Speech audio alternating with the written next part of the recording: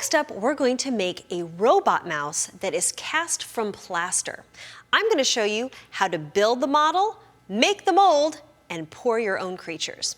So you're going to need some basic supplies, including mold making compound, some plaster compound, things that you find around the house or in the laundry room, like washers and nails and little game pieces, some burlap.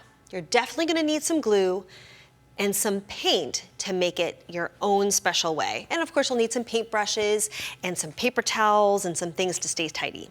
So you're definitely going to want to work on a work surface.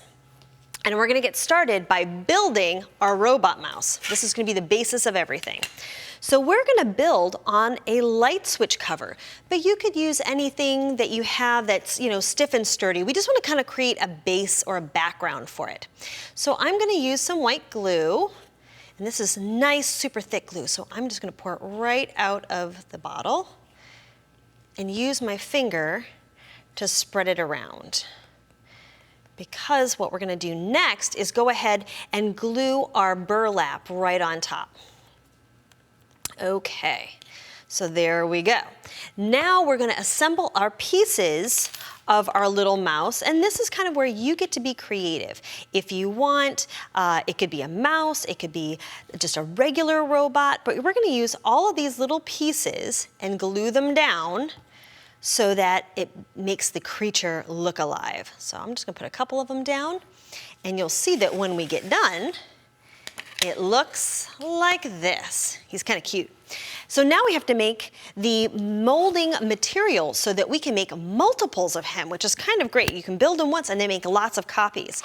So let me move him just out of the side for a minute. And I've got our mold making material here. And it's really cool because all you have to do is mix your water, which is warm, to your mold making compound, and then stir it up. Now make sure you follow the directions on the packaging so that you get the right amount of mixture. And it starts to kind of set up quickly, especially when you use warm water. This is 1 to 1. So I'm going to whisk this up. If you have a whisk, use that. I have a for Candie, and as you can see, it's doing a pretty good job.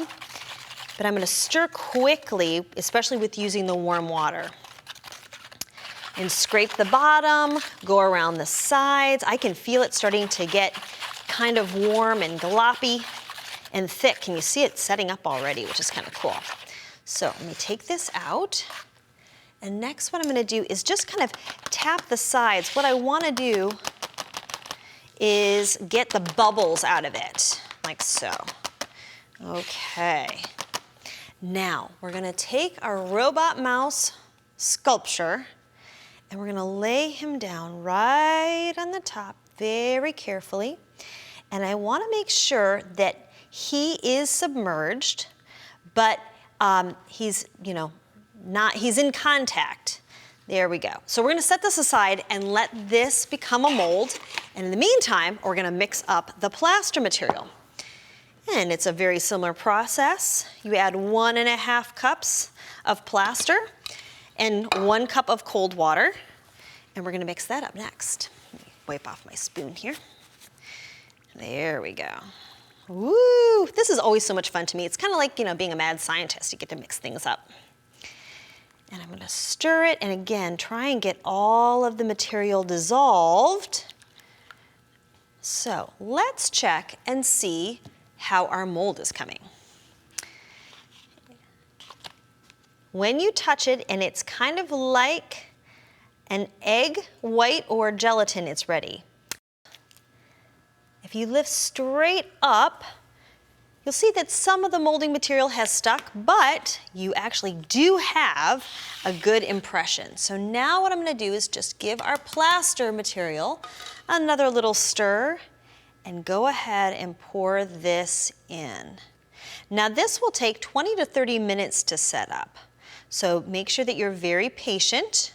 But when it's done, it will just pop out completely from the mold. So let me set this aside, and I'll show you one that we already have done.